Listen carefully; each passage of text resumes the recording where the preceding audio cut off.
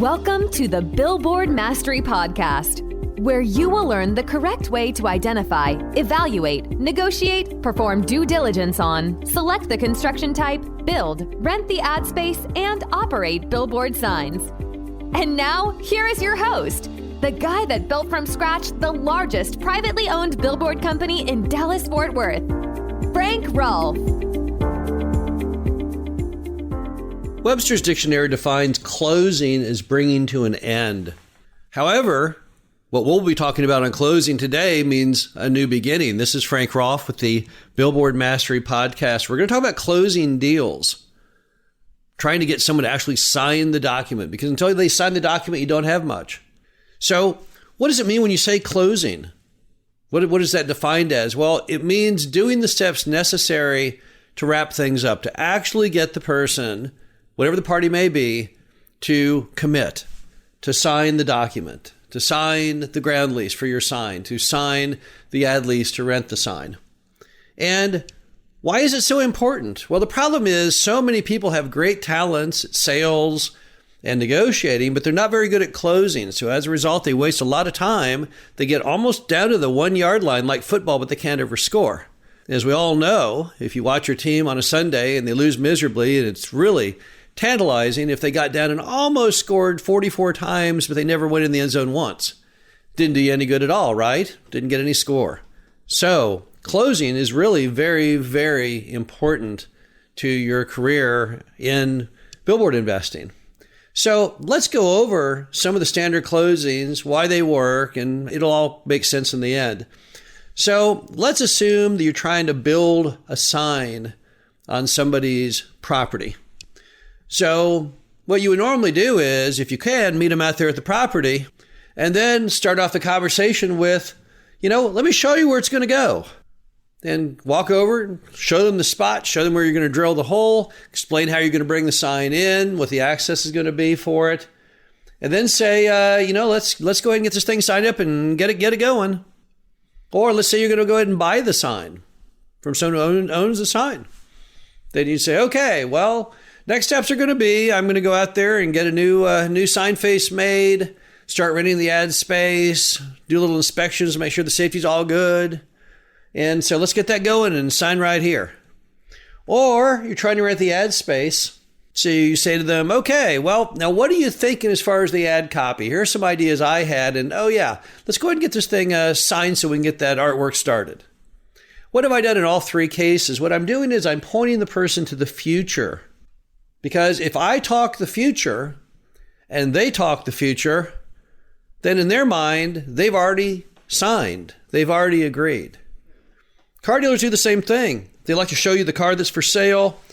They show you the interior of the car. And then they say things like, what do you want to buy for the mats of the car? I'll throw some in. They want it to get it where you always are mentally have done it. That way your brain doesn't push back as much if you've mentally already committed. Then you start getting comfortable with it. If I say to someone, here's where the pole goes and here's what we're going to do. Well, they're already thinking like they signed it and they're starting to visualize and get comfortable with the whole idea. It's really hard, though, to get people to go out of their comfort zone. That's the key. It's hard to get them to first dive into the pool. Now, once they're in the pool, it's all fun. But that initial first steps, that's where there's the most hesitation because they think, I don't want to get in the pool. Maybe it's cold and whatever. Sometimes you have to push them in the pool to get there. But the key is, if you don't set in motion the mechanics of closing, it'll never happen. If I go out and talk to the person about, hey, put a sign on your property, it'd be great, wouldn't it? Yeah, it's great. And get you some money. Ooh, that's great. But if I don't actually get you to sign the agreement, I wasted my time. And people will talk and talk and talk and talk and talk and not take the action step because it gets them out of their comfort zone. So really, closing is all about getting people over whatever it is that's holding them back from doing what you want to be done. So it's your job to basically guide them through the process mentally that it's okay to do it. It's okay to sign it. It's okay to erect this sign in this corner of your property. And if you have the confidence, if you seem like, okay, this is a good idea, people will typically go along with you. They look all the times to the salesperson or the land lease person or whatever role you're running for the moment, they always look to you for affirmation if it's good or bad. It seems odd because you wouldn't think people would, but that's how it works.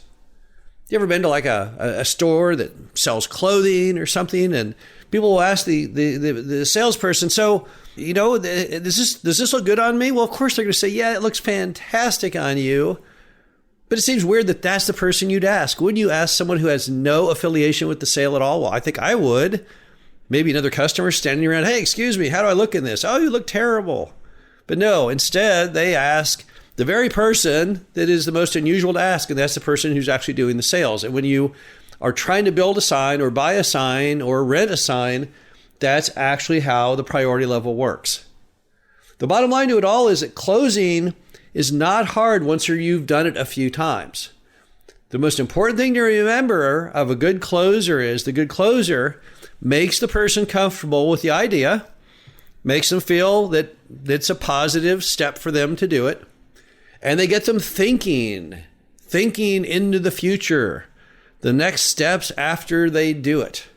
Because once someone visualizes what they're doing, once they visualize that next step, they grow ever more comfortable with it. And they will let you kind of run with that narrative as you kind of guide them on the journey. But the key item is you've got to get them into the end zone. And to get them there, you sometimes have to have them already mentally imagining how wonderful it will be when they get in the end zone and they have their celebration dance. This is Frank Rolfe, the Billboard Mastery Podcast. Hope you enjoyed this. Talk to you again soon.